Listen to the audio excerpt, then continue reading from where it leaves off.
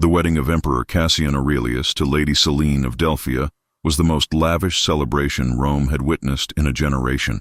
For 3 days, the city transformed into a festival of excess. Wine flowed through fountains in every plaza. Bulls were sacrificed by the dozen at temple altars.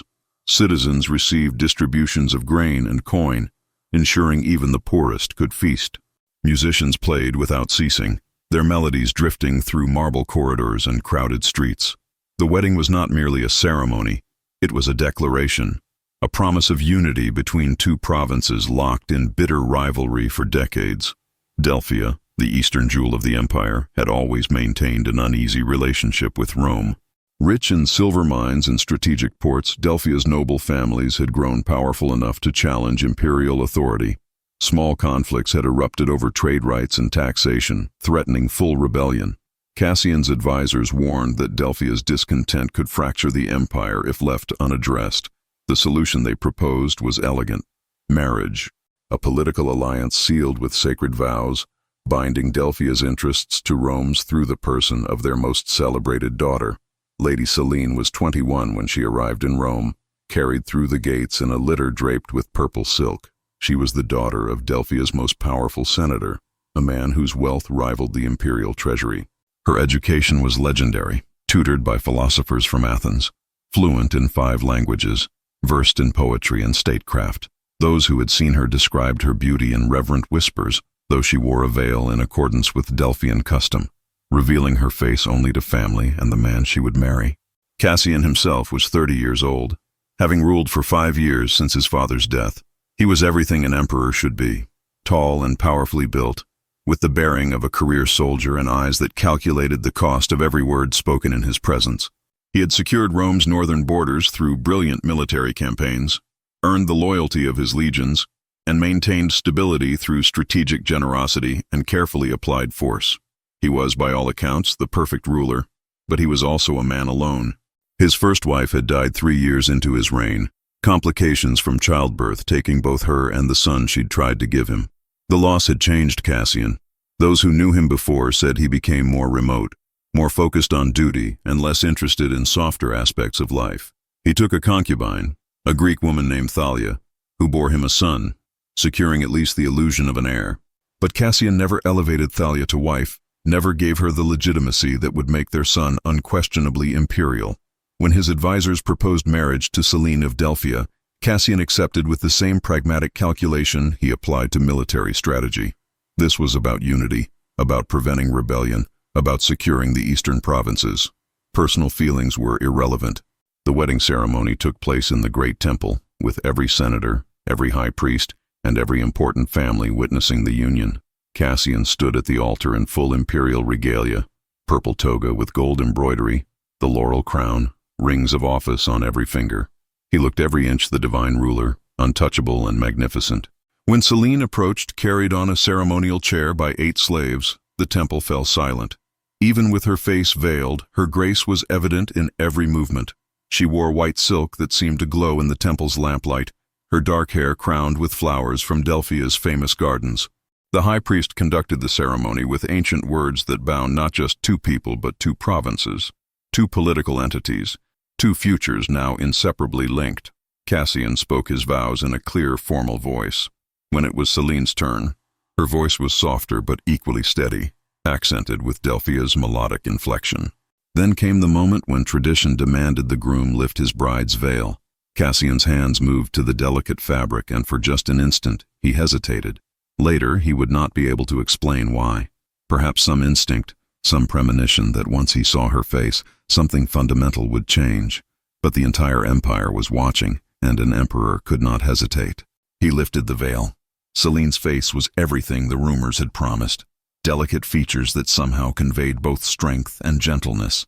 Eyes the color of storm clouds, gray with hints of blue, that met his without fear or coyness, simply observing him with genuine curiosity.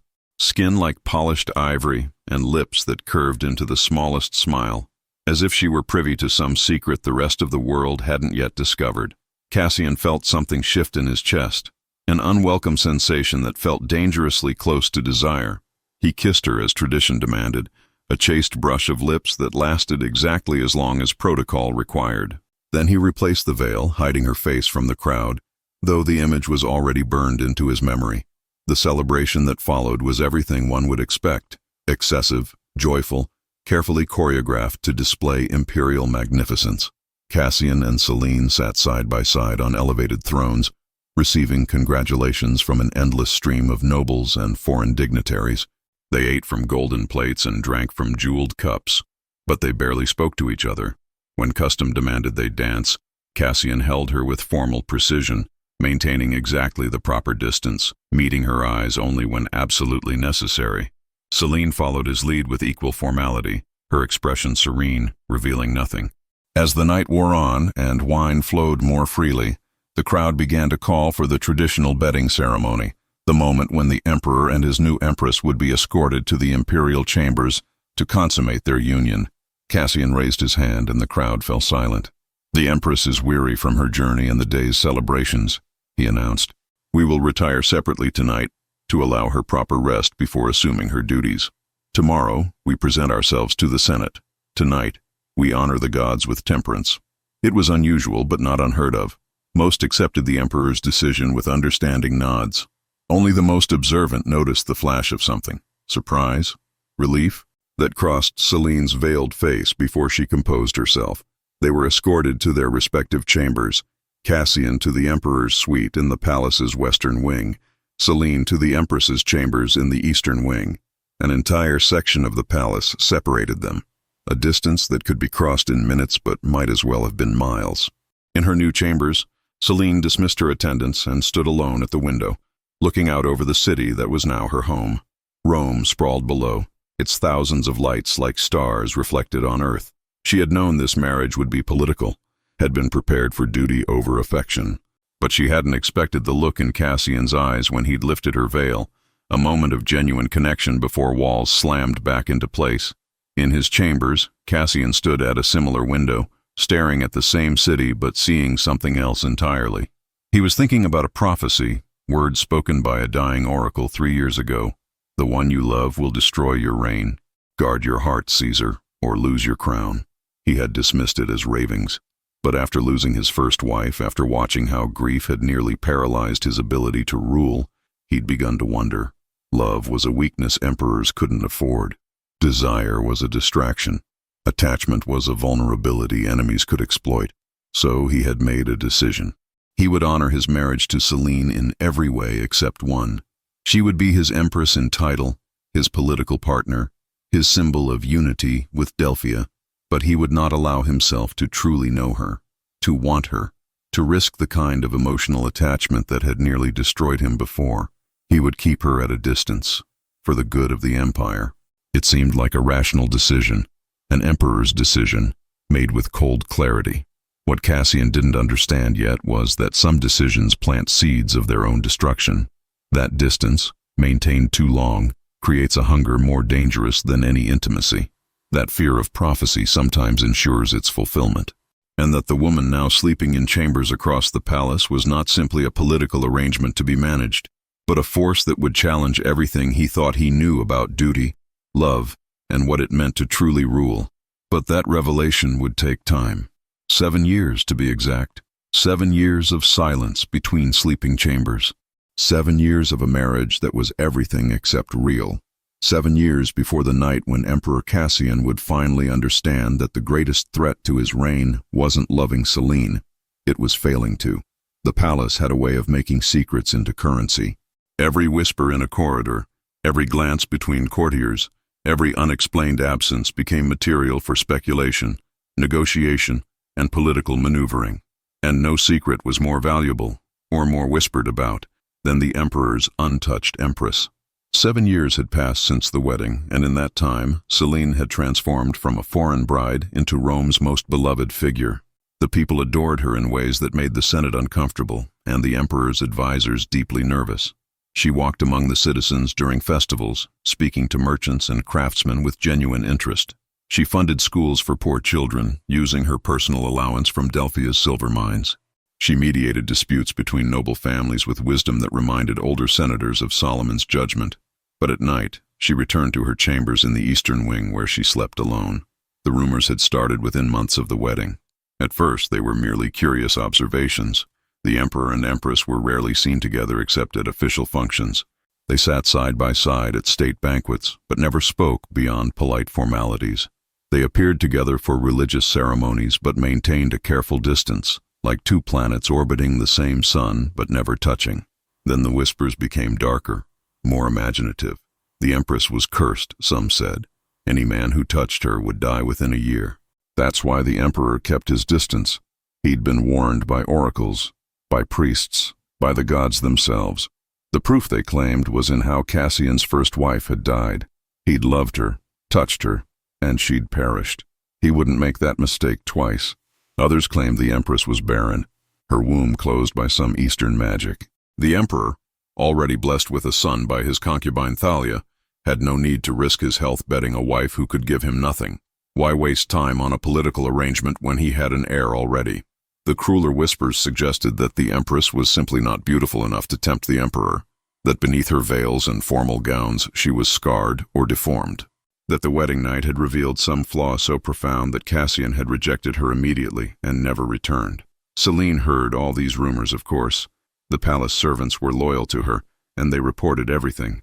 She listened with the same serene expression she wore during Senate sessions, revealing nothing of what she felt. But late at night, alone in chambers too large for one person, she sometimes stood before the bronze mirror and wondered which rumor cut closest to truth. Was she cursed? No. She'd done nothing to deserve divine punishment. Was she barren? She had no way of knowing. 7 years of virginity left that question permanently unanswered. Was she undesirable? She touched her reflection, tracing features that hadn't changed since the wedding day. She was 28 now, technically past the ideal age for bearing children by Roman standards, but still young, still healthy. Whatever flaw Cassian had seen in her that first night, it wasn't physical deterioration. The truth, she suspected, was simpler and somehow more painful. She was irrelevant. The emperor had married her for political purposes, secured Delphia's loyalty, and moved on. He had his heir through Thalia. He had his advisors for governance. He had his generals for military matters. What did he need a wife for, beyond the ceremonial role she already fulfilled? But late at night, when sleep eluded her, Selene would remember that moment during the wedding ceremony when Cassian had lifted her veil. She'd seen something in his eyes then, a flicker of genuine feeling, of connection, of want. It had lasted only seconds before he'd shuttered himself away, but it had been real, which meant the distance between them was a choice, his choice, and that was harder to bear than any curse. In his chambers across the palace, Cassian was fighting his own battles. He'd convinced himself that maintaining distance from Selene was rational, necessary for the stability of his reign. But 7 years of discipline had created an obsession more dangerous than any intimacy could have been. He dreamed of her constantly, dreams where she walked through his chambers wearing nothing but her dark hair loose around her shoulders. Dreams where she spoke to him not in the formal phrases of court but with the genuine voice he'd heard her use when she thought no one important was listening. Dreams where he finally allowed himself to cross the palace, knock on her door, and admit that every night alone felt like a small death. He woke from these dreams in cold sweats, aroused and angry at his own weakness. During the day, he compensated by working himself to exhaustion. He met with the Senate for hours, reviewed military reports until his eyes burned, inspected construction projects personally rather than delegating, anything to avoid the quiet moments when his thoughts inevitably turned to the woman sleeping walls away. His advisors noticed, of course. They exchanged concerned glances when the emperor snapped at minor incompetence, when he made decisions with unusual harshness, when he dismissed suggestions about producing additional heirs with the Empress. The emperor is under great strain, they told each other. The weight of empire grows heavier each year. Only his closest friend, General Marcus, dared to speak plainly. They sat together in the emperor's private study late one evening, sharing wine that was too good to waste on anyone else. "You're torturing yourself," Marcus said bluntly. "And for what? An oracle's prophecy? You don't understand," Cassian replied, refilling his cup with unsteady hands. "When Livia died, I nearly abdicated. For weeks I couldn't function, couldn't think, couldn't rule. If enemies had struck then, they would have found me vulnerable. And you think loving Selene would make you that vulnerable again?" "I know it would." Cassian drained his cup. "I see her at state functions, Marcus. I see how she speaks to senators, how she mediates disputes, how she's built genuine influence in this court. She's brilliant, compassionate, strategic, everything I could want in a partner, and that terrifies me. Why? Because if I let myself love her, truly love her, and then lost her, Cassian didn't finish. He didn't need to. Marcus was quiet for a moment. You're assuming the prophecy was about love destroying your reign. But what if you have it backwards? What do you mean? What if the prophecy meant that failing to love, choosing fear over connection, is what destroys you? Marcus leaned forward. Look at yourself, Cassian. You're the most powerful man in the world, and you're miserable. You have a wife beloved by your people, respected by your Senate, capable of giving you legitimate heirs, and you treat her like a political appointment. That's not strength. That's cowardice. The word hung between them like a blade. Emperors were not called cowards, not even by friends. But Cassian couldn't deny it. I don't know how to fix this, he admitted quietly. 7 years of distance. 7 years of treating her like a stranger. How do I possibly bridge that gap now? You start by being honest. About the prophecy, about your fears, about why you've kept her at arm's length. Marcus stood to leave. But you'd better decide soon, my friend. Because distance maintained too long becomes permanent. And I've seen the way she looks at you when she thinks no one's watching. She's still hoping. But hope has limits. After Marcus left, Cassian sat alone in his study, staring at the maps that covered his walls. Territories conquered, borders secured, provinces united. He'd expanded the empire, secured its wealth, earned its people's respect. But he couldn't cross a palace to speak honestly with his own wife. That night, he dreamed again. But this time, the dream was different. He saw Celine not in his chambers, but walking away from the palace entirely. Her belongings packed, her patience exhausted. In the dream, he tried to follow, tried to call out, but his voice made no sound. She kept walking, growing smaller in the distance, until she disappeared completely. He woke with her name on his lips and tears on his face. Across the palace, Celine was awake too, standing at her window, watching the same moon that watched over Cassian's chambers. She'd decided something tonight, though she hadn't fully articulated it yet even to herself. She would not wait forever, could not wait forever. 7 years of hoping for a husband who would never truly be hers was enough. She would give it 1 more year, 12 more months to see if anything changed, if any crack appeared in the wall Cassian had built between them.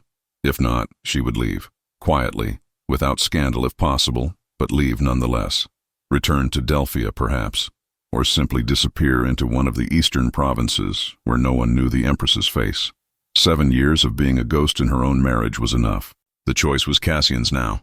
Though neither of them knew it yet, that choice would be forced upon him much sooner than a year. In 3 months, fire would sweep through the palace, and everything they'd carefully avoided for 7 years would finally, irrevocably, be destroyed. The fire started in the eastern wing just after midnight. Later, investigators would determine it had been deliberately set. Rebels from a northern province seeking to destabilize the empire.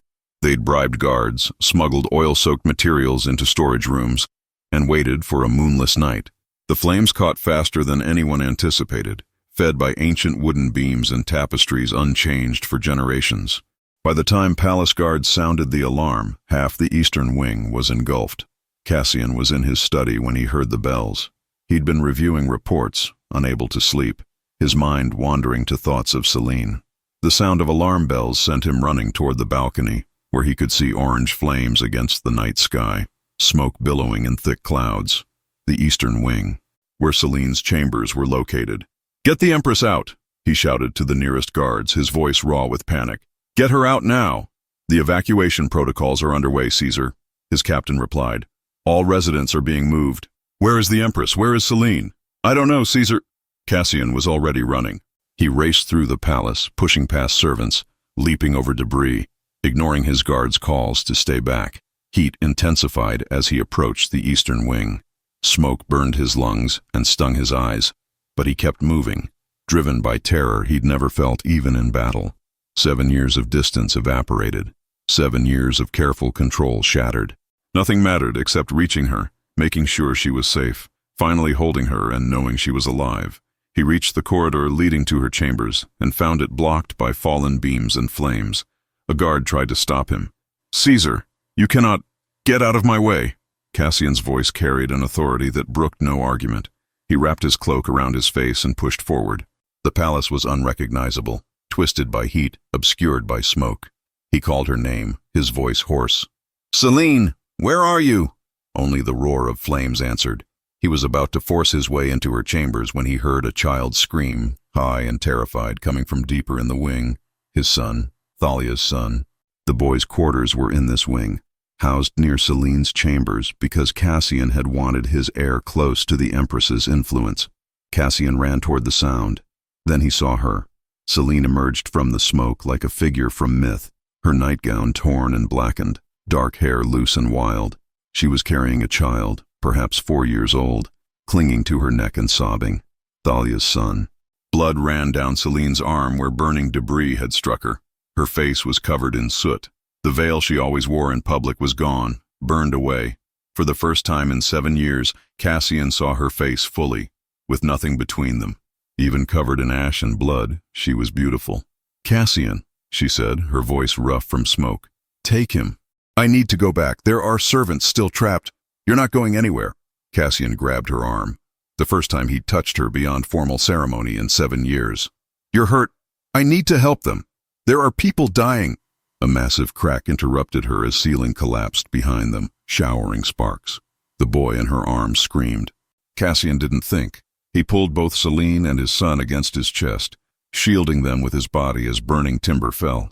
They stood pressed together in the inferno, breathing the same smoke-filled air. Cassian's arms were around both of them, and for the first time in 7 years, he allowed himself to hold his wife. She fit perfectly against him. Her heart hammered against his chest. Her body trembled with exhaustion, and Cassian understood, with absolute clarity, that he was an idiot. 7 years wasted. 7 years of fearing a prophecy while missing what was right in front of him. "We need to move," Selene said against his chest. "The fire's spreading." "I know," but he didn't release her immediately. "Selene, later." She pulled back just enough to meet his eyes. "Get your son to safety. Then we'll talk." His son. She'd called the boy his son, whom she'd risked her life to save despite having no obligation. Cassian nodded, unable to speak. He took the boy from her arms. Together, they made their way through the burning palace. Cassian led, using his knowledge of the building to find safe paths.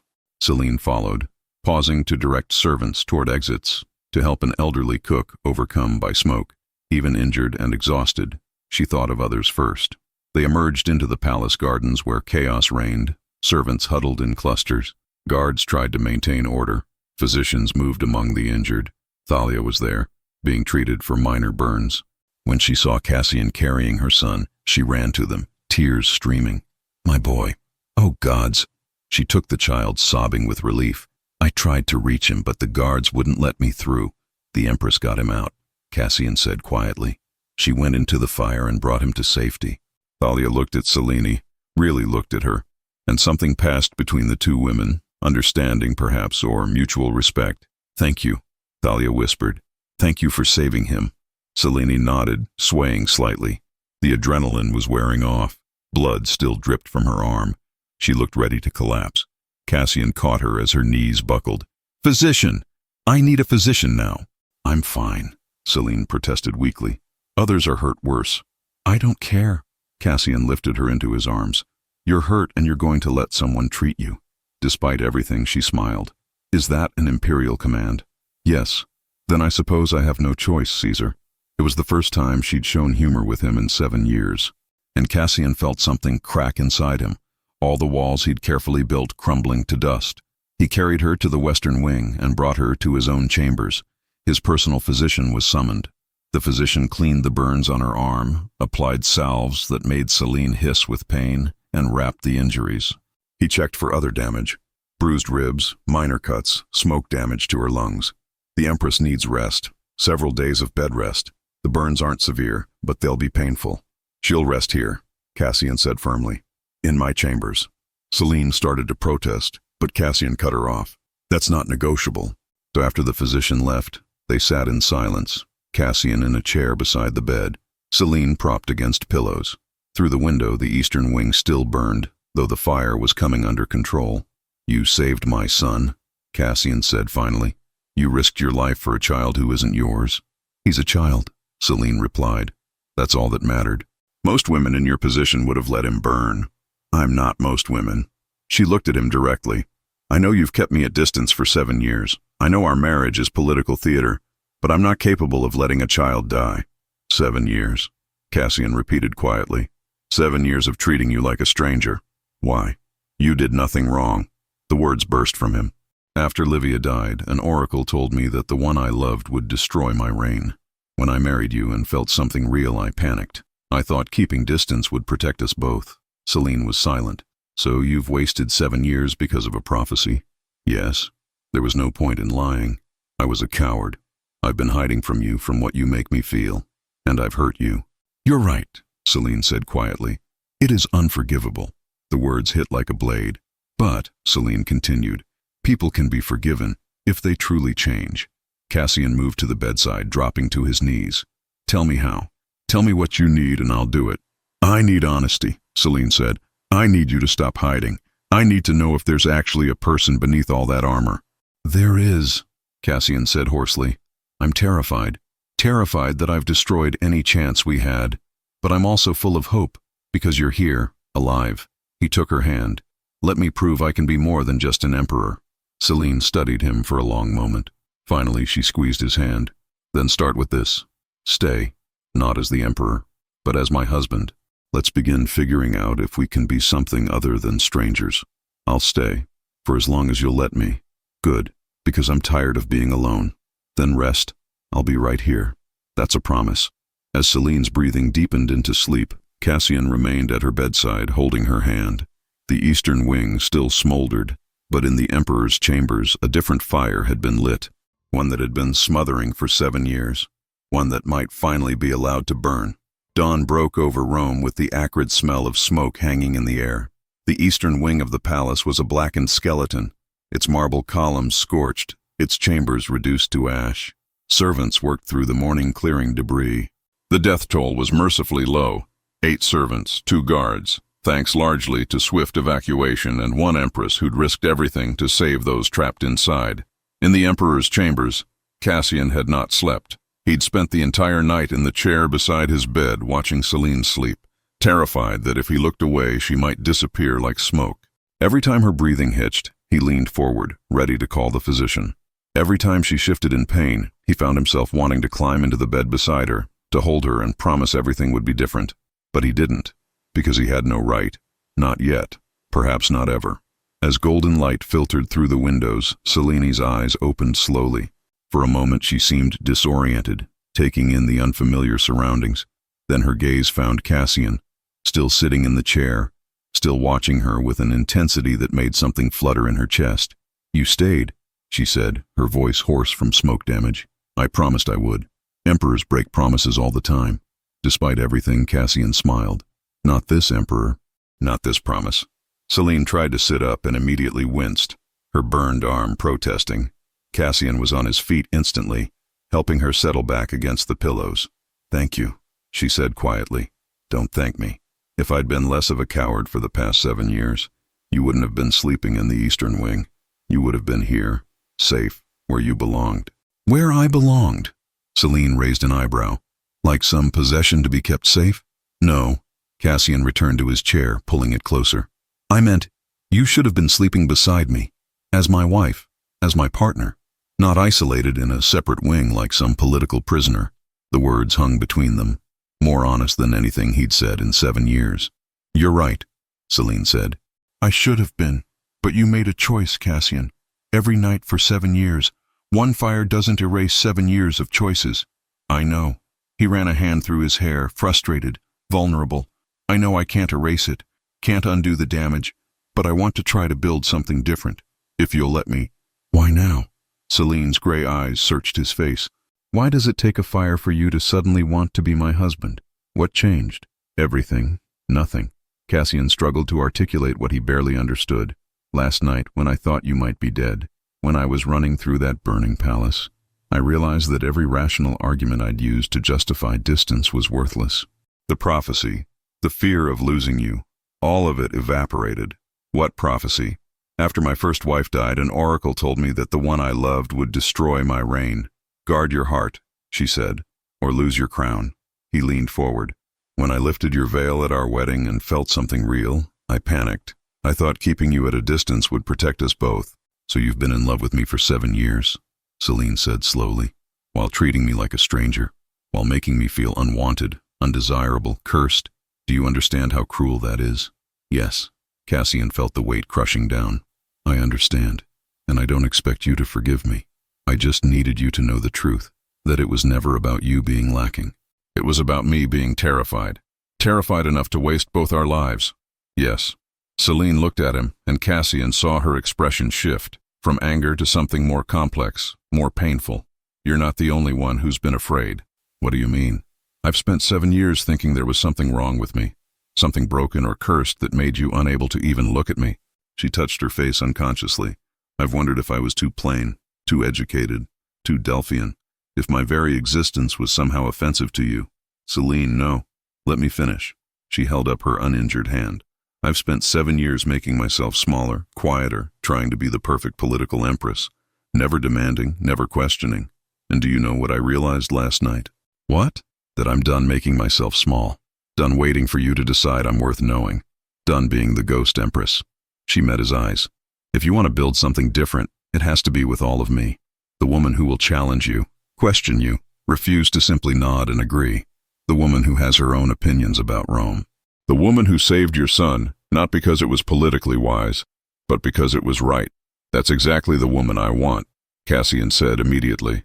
The woman I've been watching from a distance for 7 years, admiring while being too afraid to approach. The woman who's become the people's favorite, who mediates disputes with wisdom that makes senators jealous. He slid from the chair to his knees beside the bed. I don't want you smaller, Celine. I want you exactly as you are. I just want permission to finally stand beside you. Celine looked down at him, the Emperor of Rome, kneeling beside her bed like a supplicant. It was such a reversal of everything their relationship had been that she almost didn't know how to process it. You're kneeling, she said, disbelief in her voice. Yes. The Emperor doesn't kneel to anyone. The Emperor kneels to his wife when he spent 7 years treating her abominably and is begging forgiveness. Cassian took her uninjured hand. I'm not asking you to forget what I've done. I'm just asking for a chance to prove I can be better. And if I say no? Celine asked quietly. If I say 7 years is too long and I want to return to Delphia? The question hit Cassian like a physical blow. He hadn't allowed himself to consider that possibility. Then I'll let you go, he said, though the words felt like pulling out his own heart. I'll grant you whatever you want. Lands, wealth, freedom from this marriage. I won't force you to stay. You've already given 7 years to a marriage that brought you nothing but loneliness. You'd divorce me? Let me go? If that's what you want, yes, even though it would destroy me. His hands tightened around hers. But I've already stolen 7 years of your life, Celine. I won't steal more. Celine studied his face, the face of the man who ruled the known world, now looking at her with naked vulnerability and desperate hope. She thought about 7 years of loneliness, about formal dinners where they sat side by side but might as well have been in different countries. But she also thought about last night, about how he'd run into fire to find her, about how his arms had felt when he'd finally held her. I don't want a divorce, she said finally. Hope flared in Cassian's eyes. You don't? No. But I don't want the marriage we've had either. I don't want to go back to being strangers. Then what do you want? I want honesty. Complete honesty. Even when it's uncomfortable. I want you to actually be my husband. To share this chamber. To share your life. To let me into the parts you've been keeping locked away. Done, Cassian said immediately. All of it. Whatever you want. And I want time, Celine continued. Time to learn who you actually are. Time to see if this is real or just a reaction to near tragedy. Time to rebuild trust. How much time? I don't know. However long it takes. She touched his face gently with her uninjured hand. The first time she'd voluntarily touched him in 7 years. I'm not going to fall into your arms overnight, Cassian. You hurt me too deeply. But I'm willing to try. Willing to see if we can build something real. Cassian turned his face into her palm, eyes closing briefly. That's more than I deserve. More than I dared hope for. Probably. She managed a small smile. But apparently I'm a fool who's willing to give you a chance anyway. Then I'll spend every day proving I'm worthy of that chance. He opened his eyes. Starting now. What do you need? For now, just stay. Talk to me. Tell me everything. Help me understand. So Cassian stayed. He told her everything. About the oracle's warning, about how losing his first wife had nearly broken him, about his terror of becoming that vulnerable again. He told her about the nights he'd stood outside her chambers, wanting to knock but afraid. He told her about watching her from a distance, admiring everything she was while denying himself the chance to actually know her. And Celine listened. Sometimes she asked questions. Sometimes she pointed out flaws in his reasoning. Sometimes she just held his hand and let him talk, working through 7 years of justifications and fears. By the time the sun climbed high overhead, they'd talked more honestly than in all their previous 7 years combined. It wasn't forgiveness, not yet, but it was a beginning. And for an emperor who'd spent 7 years kneeling to prophecy and fear, finally kneeling to his wife felt like the first honest thing he'd done in years. News of the fire spread through Rome within hours, and with it came whispers that transformed into roars. The Empress had saved the Emperor's son. The Empress had been injured. The Empress was now residing in the Emperor's private chambers. And most scandalously, the Emperor had been seen on his knees before her. For 3 days, Cassian refused all audiences except the most critical. He remained in his chambers with Celine, learning the contours of a relationship he should have built 7 years ago. They talked about everything: her childhood in Delphia, his years as a soldier, her frustrations with Roman politics, his fears about the empire's future. They shared meals together, something they'd never done privately. On the 4th day, the Senate demanded his presence.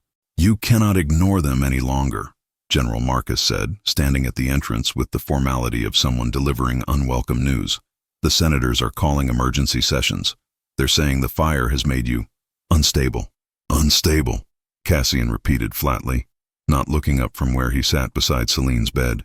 "They're using more colorful language in private." "Bewitched is the favorite." Marcus glanced at Celine apologetically. "Forgive me, Empress, but you should hear what's being said." "I'm not surprised," Celine said, setting down her scroll. "I've lived in this palace for 7 years. I know how the Senate views women, as either useful breeding stock or dangerous temptresses. They're demanding you appear before them," Marcus told Cassian, "to explain why the Eastern Wing burned and why you've been absent from your duties." "I haven't been absent. I've been reviewing reports, making decisions, from your bedchamber, while your wife recovers." Marcus lowered his voice. "Cassian, I'm your friend, and I support what you're doing. But politically, this looks like weakness." Cassian was quiet for a moment. Then he stood. "Fine. Summon the Senate. I'll address them this afternoon." "Cassian, no," Celine said, struggling to sit up. "You can't let them dictate. They're not dictating anything. I'm choosing to address concerns. That's legitimate governance." He moved to her side, taking her uninjured hand. "But I need you to come with me." "What?" "To the Senate. I need you beside me when I address them." Celine looked at him like he'd lost his mind. "Cassian, women don't address the Senate, ever. Even empresses observe from behind screens, silent and unseen. I know the traditions. I also know traditions can change, and emperors have the power to change them." He squeezed her hand. "For 7 years I've let the Senate see a version of our marriage that was a lie, a cold political arrangement. It's time they see the truth being that my wife is not a decorative accessory, that she has wisdom I value, that she saved my son's life." His voice grew firmer. "That she is my partner, not my property, and that any senator who wants to question my judgment needs to question it to both our faces."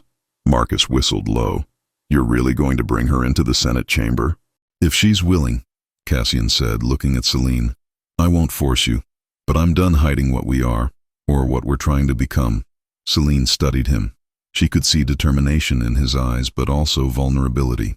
He was asking, not commanding. "The Senate will erupt," she said quietly. "They'll call it blasphemy, proof you've lost your mind. Let them. They might try to remove you." "They can try. The legions are loyal to me, and the people love you. Let's see how far the Senate gets." He smiled slightly. "Besides, if I'm going to face political disaster, I'd rather face it honestly than keep living the lie." Celine looked at him, the Emperor of Rome offering her a choice that would change everything. 7 years of silence, and now he was asking her to stand beside him before the most powerful men in the empire. "All right," she said. "I'll come. But if the Senate tries to have you assassinated, I'm going to be very annoyed." Despite the tension, Cassian laughed. "Duly noted." 3 hours later, Selene stood beside Cassian at the entrance to the Senate chamber, her heart hammering.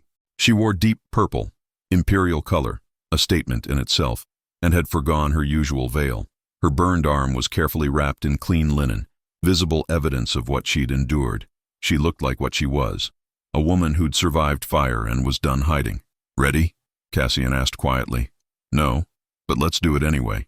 The Senate chamber fell silent as they entered. 200 senators, all male, occupied the curved benches. At the far end sat the senior consul, his weathered face registering shock as he saw Selene walking beside the emperor. "This is highly irregular," the consul said. "Caesar, the Empress cannot." "The Empress can, because I say she can," Cassian interrupted, his voice carrying absolute authority. "We're here to address your concerns about the fire.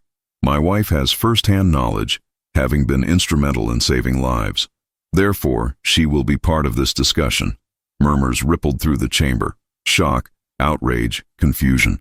One senator stood, his face red. "This violates every tradition. Women do not speak in the Senate." "Then consider it the first new tradition of my reign," Cassian replied coolly. "Sit down, Senator Brutus, unless you'd like to challenge imperial authority directly." The senator sat, but hostility was palpable. Cassian gave a detailed account of the fire, the rebels who'd set it, the investigation underway, security measures being implemented. He spoke with military precision, making it clear the fire was an act of war, not negligence. Then he turned to Selene. "The Empress has something to add regarding the rescue efforts." Selene stepped forward, her voice steady. "During the evacuation, I discovered that the Emperor's son was trapped in the eastern wing. The guards had been ordered to prioritize evacuating senators' families. A 4-year-old child was considered less important than maintaining political relationships." Shocked silence. Several senators shifted uncomfortably. "I made a choice," Selene continued. "I went back into the fire to find him. I did this not because of political calculation, but because he is a child who would have died if someone didn't act." She looked directly at the senators. "In moments of crisis, we reveal our true priorities. What are Rome's priorities? Political convenience? Or protecting the vulnerable even when it's inconvenient? The Empress forgets her place," another senator said coldly. "She is here to bear heirs, not to lecture the Senate on morality." "The Empress is here because I brought her," Cassian said, his voice dropping to a dangerous level. "And she has more practical wisdom than half this chamber combined. Her place is beside me as my partner in governance. Her place is wherever I say it is, because I'm the emperor." The Senate erupted. Senators were on their feet, shouting protests, demanding order. The senior consul pounded his staff repeatedly. Cassian let them shout. He stood unmoved, Selene beside him, both weathering the storm. Finally, one voice cut through, old Senator Quintus, respected for his wisdom. "Enough!" he roared, and the chamber fell silent. "I've served Rome for 40 years. I've watched emperors rise and fall, and I've never seen such childish behavior in this body." He looked at Cassian and Selene. "The emperor has chosen to include his wife in governance. What harm has she done? She saved a child's life. She addresses us with intelligence." He turned to the other senators. "Our job is not to preserve traditions for their own sake. Our job is to serve Rome. If the emperor believes his wife helps him serve Rome better, who are we to object?" "She's a woman," someone muttered.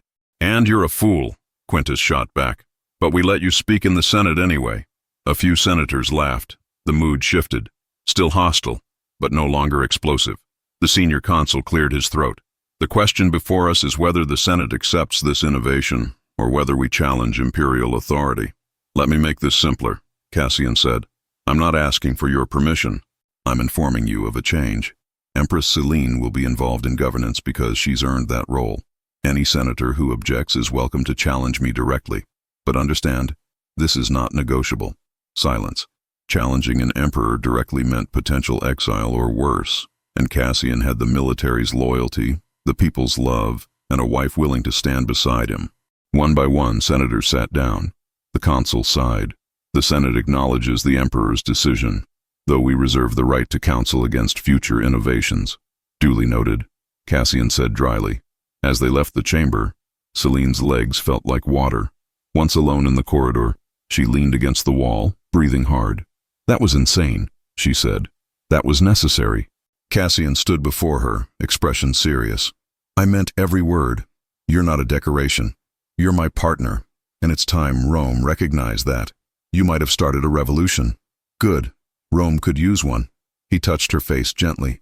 Thank you for standing with me, for being brave enough to face them. I didn't have much choice. True. Was that emperor behavior or husband behavior? Bit of both. Celine smiled despite her exhaustion. I think I'm beginning to see that with you they might be the same thing. Is that good or bad? Ask me in another 7 years. Cassian laughed and pulled her into his arms, carefully but firmly enough that she felt completely held. I plan to spend those 7 years making up for the first 7. That's a lot of making up. Then I'd better get started. And in that corridor, with the Senate still murmuring behind them, they both understood that everything had changed. The empire would have to adjust, because the emperor had finally claimed his empress, and she had claimed him right back. 5 years later, Rome had changed in ways both subtle and profound. The reforms began slowly.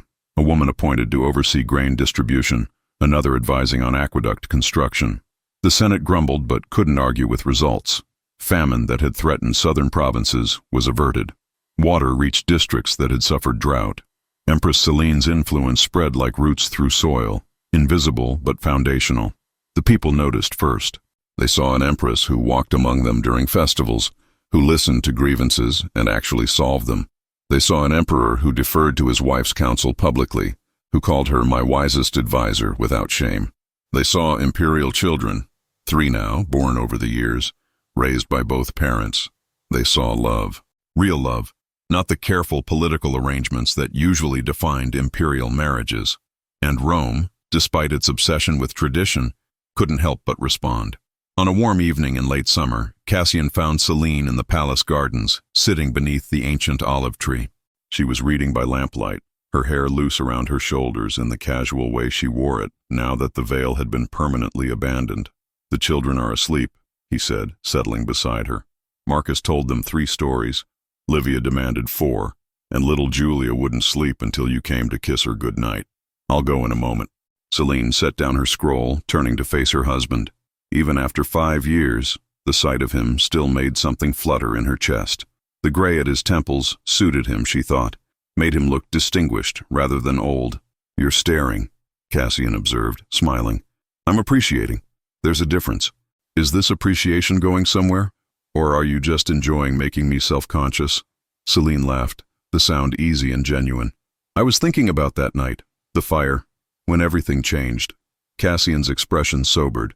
I think about it too, more often than you'd expect. What do you think about? How close I came to losing you. How many years I wasted being afraid. He took her hand. How one night of honesty did more to save my reign than 7 years of careful distance ever did. The prophecy, Celine said quietly. The oracle who told you that the one you loved would destroy your reign. Do you ever think she was right? Every day. At Celena's surprised look, Cassian smiled. The Cassian who ruled before that fire, the one who kept everyone at arm's length, who saw love as weakness, that emperor's reign was destroyed the night I finally admitted I loved you. That version of me died in those flames. And the version that survived, he's a better emperor, a better man, because he learned that strength isn't about standing alone. It's about knowing when to kneel. Cassian raised her hand to his lips. The prophecy was right. Loving you did destroy my reign. It just forgot to mention that it would build something better in its place. Celine felt tears prick her eyes. I was so angry with you. That first year after the fire. Even as we were rebuilding our relationship, there were moments I wanted to hate you for those 7 wasted years. You had every right to hate me. I know, but I couldn't. Because underneath the anger, I saw what you were trying to become. The effort you put into being honest, into being present. She squeezed his hand. You can't undo the past, Cassian, but you've spent every day since trying to make the present better. That counts for something. Does it count for forgiveness? It counted for that years ago. Celine shifted closer, resting her head on his shoulder. You're forgiven completely. The 7 years we lost, they're gone. But we have these years now, and these years are good. They sat in comfortable silence, listening to the fountain's gentle splash, the distant sounds of the city settling. Above them, stars emerged one by one. The poets are writing about us, Cassian said eventually. Did you know that? I'd heard rumors. What are they saying? That ours is a love story for the ages. The emperor who kept his distance until he couldn't anymore. The empress who saved his soul. He smiled slightly. They're calling that night the fire, the rescue, the night of ashes. Apparently, it's very romantic when you remove all the actual terror. Poets do have a way of editing out inconvenient parts. They're saying our love will be remembered long after the empire falls. That centuries from now, people will still tell the story of the emperor who begged. Celine lifted her head to look at him. Does that bother you? Being remembered for kneeling rather than conquering? Not even a little. Cassian cupped her face in his hands. I've conquered provinces and won battles. But the thing I'm proudest of, the thing I hope history remembers, is that I was smart enough eventually to choose you. To choose love over fear. Even though it took 7 years and a fire. Even though. Better late than never, right? Celine smiled, then pulled him into a kiss. Deep and lingering. Full of 5 years of rebuilt trust and genuine affection. We should go inside, Celine said when they broke apart. Julia will be waiting. In a moment. Cassian held her closer. I want to stay here a bit longer, under the stars with you, remembering how we got here. Remembering the 7 years of distance? Remembering the moment I finally crossed it. He kissed her forehead. Remembering that sometimes the bravest thing an emperor can do is admit he needs someone. That ruling the world means nothing if you can't rule your own heart first. Very philosophical for a military man. You've had 5 years to civilize me. It was bound to have some effect. They sat together as evening deepened into night. Two people who'd found each other despite themselves, despite prophecy, despite 7 years of fear. Above them, the moon rose full and bright, casting silver light across the palace gardens. In the city beyond, citizens settled into their homes, perhaps telling their children the story they'd heard countless times, about the emperor and empress, about the night of ashes, about the love that changed Rome. The story would grow with each telling. Details would be embellished, transformed, but the core truth would remain, that an emperor had loved his wife enough to finally claim her, and in doing so, had claimed his own humanity. Years later, when their grandchildren asked what that moment had been like, Cassian and Celine would struggle to explain. It was like coming home, Celine would say. It was like waking up, Cassian would add. The empire would remember Cassian as the emperor who expanded Rome's borders. But history would remember him as the man who knelt, who chose love over prophecy, partnership over pride, honesty over careful lies. And Celine, the bride from Delphia, who'd become Rome's most beloved empress, would be remembered not for her beauty or political connections, but for her courage, the courage to wait, to run into fire, to demand honesty, and to forgive. Together, they became legend, the golden couple who ruled not through fear or force, but through the revolutionary act of loving each other honestly. And on warm summer evenings, when the moon rose full and the city quieted, you could still find them in the palace gardens, the emperor and his empress, sitting beneath the olive tree, holding hands like young lovers. The poets were right. Their love would outlast the empire. Because while Rome would eventually fall, the story of the emperor who begged and the empress who forgave would echo through centuries, whispered by lovers who hoped to find what they had found.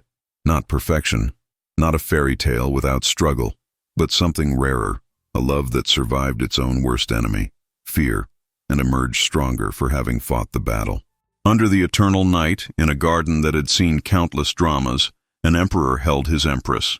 And Rome understood that this honest, hard one, finally claimed love, was the greatest conquest of all, not of territories or peoples, but of the human heart's capacity to change, to forgive, to begin again, and that made all the difference.